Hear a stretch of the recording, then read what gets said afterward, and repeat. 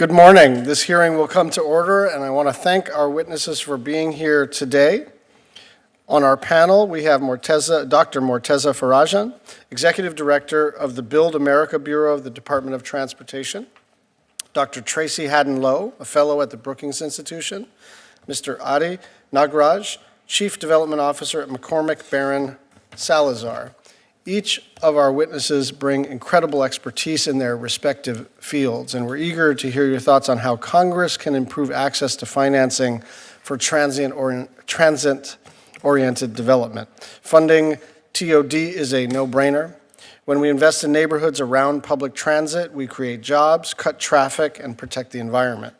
And it's even more relevant today as the country grapples with a national housing shortage and a post-pandemic reality of empty office buildings. Estimates put the national housing shortage somewhere between 5 and 7 million units.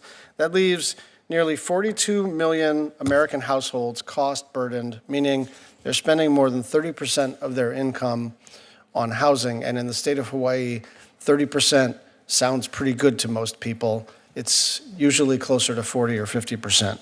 Skyrocketing housing costs are driving more and more people into poverty and homelessness, and a lot of the problem comes down to the simple and stubborn reality that we don't build enough housing in this country. Now, a lot of work to fix that has to start with policy reforms at the state and local level, but what the federal government can and should do is incentivize national action and expand access to financing opportunities for development. We need to make it easier to build in any way that we can. Providing low-interest capital through TIFIA and RRIF is one means, but for it to work and spur the kind of development that we had planned for, it needs to be more easy to use.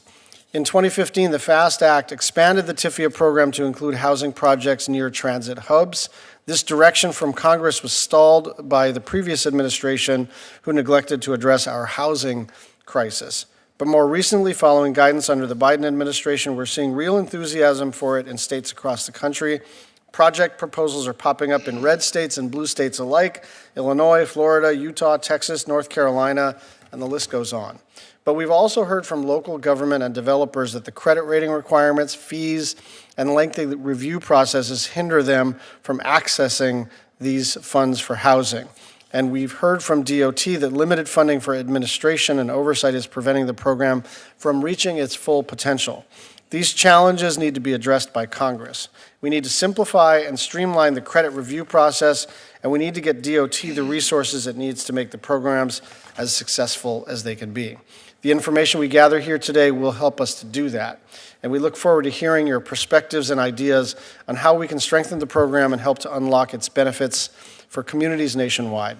And with that, I'll turn it over to the Vice Chair, Senator Hyde Smith, for her opening statement. Thank you, Mr. Chairman.